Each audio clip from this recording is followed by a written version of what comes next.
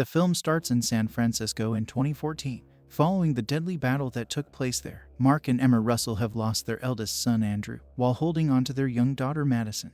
Emma looks up and catches a glimpse of Godzilla himself, somewhere after his battle with the MUTOS. In the present, Mark and Emma are separated, and she works as a paleobiologist for Monarch while living with Madison. She has been working on a device called the Orca, which can create frequencies used for communicating with Titans. Mark still tries to maintain contact with them for Madison's sake. Emma and Madison later go to an underground facility in China where other scientists are witnessing the birth of Mothra. As she emerges, she spots soldiers with weapons drawn on her, and she reacts violently, shooting them with webbing. Emma runs to try and activate the Orca and manages to find a frequency that Mothra can understand, which calms her down. Madison is even able to approach her and touch her. Unfortunately, the moment is ruined when a group of eco-terrorists led by Alan Jonah come in, kill the remaining scientists, and kidnap Emma and Madison. Mothra manages to escape. At a Monarch Senate hearing, Dr. Ishiro Serizawa, Dr. Vivian Graham, and Dr. Sam Coleman walk out after the senators demand that Monarch be integrated into the U.S. government. They later meet with Mark after learning that Emma and Madison were taken by Jonah, as he wants to use the Orca for his own nefarious purposes.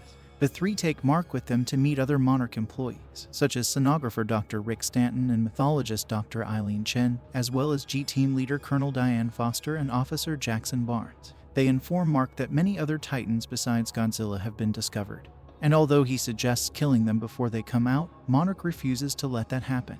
They then show him that they have Godzilla contained, but they are now setting him free so that he may trust them. Godzilla then swims toward Antarctica, and Monarch follows. Jonah brings Emma and Madison to a site where a colossal creature dubbed Monster Zero, King Ghidorah, lays encased in solid ice. They set up the Orca to try and communicate with him. When Monarch and Jonah's team eventually clash, Mark tries to rescue Emma and Madison, but as Madison starts walking toward him, Emma grabs a detonator, intending to set off the explosives all around the ice to free Ghidorah. She does so, and everyone runs for it. The three-headed beast is freed and he rises to the surface. Not long after, Godzilla comes into fight. The two monsters engage in a smackdown, with Godzilla trying to fire his atomic breath at Ghidorah, but he dodges and fires lightning from all three heads, plunging Godzilla back into the ice. Ghidorah then proceeds to rampage, killing a number of people, including Graham. In the aftermath, Monarch makes contact with Emma, who is willingly working with Jonah to free the Titans. In their eyes, the Titans are the planet's rightful rulers, and they may bring a balance back to the world that man has long since ruined.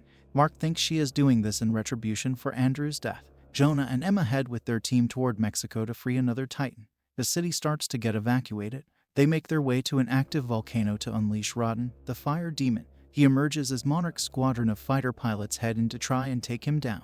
They prove to be no match for the winged beast, as he devours some of the pilots while finishing the rest of them by barrel rolling through the air. Not long after, Ghidorah comes in and battles Rodan. Ghidorah gains the upper hand by using his extra heads to take Rodan down, before he can continue to attack.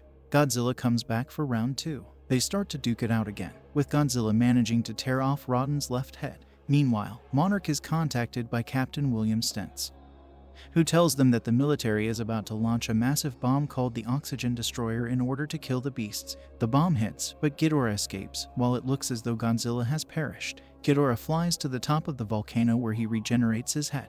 He emits his call, which awakens the rest of the sleeping Titans. In response, the Titans begin to cause untold mayhem and destruction upon their lands, with countless lives being lost. Rodan even submits to Ghidorah's rule, because, as Monarch notes, Ghidorah has established himself as the alpha among the Titans, so they all follow him now. Mothra, who has been in a cocoon behind a waterfall, emerges with glorious glowing wings, and she flies her way toward Godzilla, who is alive but weakened and is recuperating underwater. Monarch locates the two, as Mothra is communicating with Godzilla.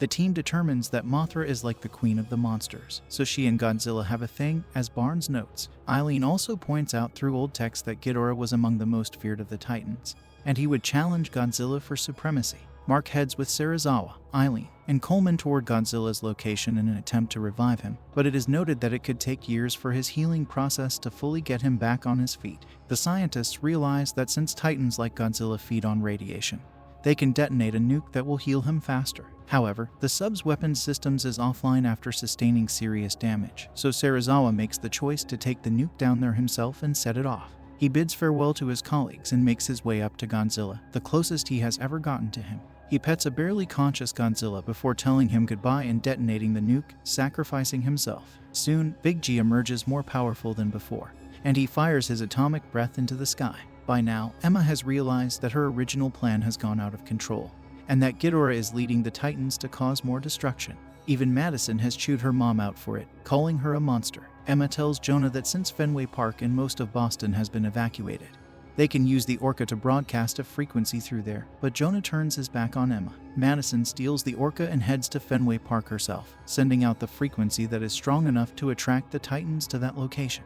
Ghidorah arrives, as does Godzilla, and they continue to rampage in their final showdown across the city while Madison heads for cover. Mark informs the Monarch team that Emma created the Orca with mixed frequencies from Godzilla and humans, so humanity has as much of a part in this battle as the Titans do. They also see that Godzilla is emitting a massive nuclear pulse, and he is set to go off soon. Mark heads into the city to find Madison, and they eventually come across Emma, who has fled from Jonah to save her daughter. They determine that Madison has gone to their old home, and sure enough they find her there under the rubble, unconscious but alive. Godzilla and Ghidorah go at it again, with the three heads chomping into Godzilla's sides. Up in the sky, a beam of light emerges, and Mothra swoops down to help Godzilla out by webbing the three heads. Rodan returns and attacks Mothra, nearly taking her head off until she outsmarts him and takes him down by jamming her stinger into his shoulder. Ghidorah has now weakened Godzilla, and Mothra goes by her friend's side. She rises toward Ghidorah, but the beast fires his lightning and vaporizes her, and her essence covers Godzilla to invigorate him. In a rage, Godzilla rises to continue attacking his nemesis. Meanwhile, the humans try to get the hell out of Boston, but Emma knows she must redeem herself for what she started.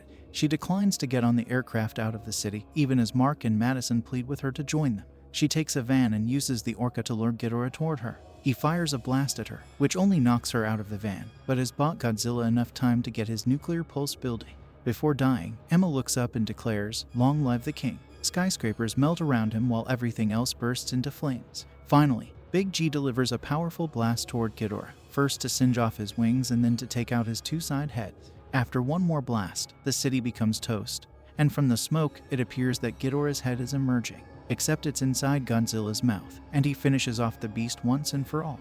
Soon, the other Titans arrive in what remains of Boston. They all bow before Godzilla, even Rodan, Mark, Madison, and the rest of Monarch watch in astonishment. Godzilla then lets out a triumphant roar. During the credits, we see newspaper articles making notes that a Mothra egg has been discovered, while continuing to document ongoing activity in Skull Island. We see more cave drawings, including one in which Godzilla battles the world's other most well-known Titan, Kong. After the credits, in Isla de Mara, Jonah and his men follow a man who presents them with one of Ghidorah's heads. Jonah says he will take it, intending to use it for an as yet unknown purpose.